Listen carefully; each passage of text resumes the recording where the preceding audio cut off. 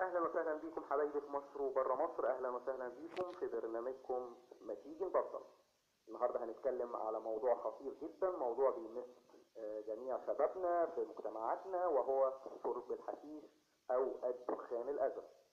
النهارده هنتكلم عنه عن طريق تجارب حقيقيه مرينا بيها، عن طريق صور وفيديوهات، صوت وصوره حقيقيه زي ما التجربه والحياه بتقول، مش زي ما الكتاب بيقول.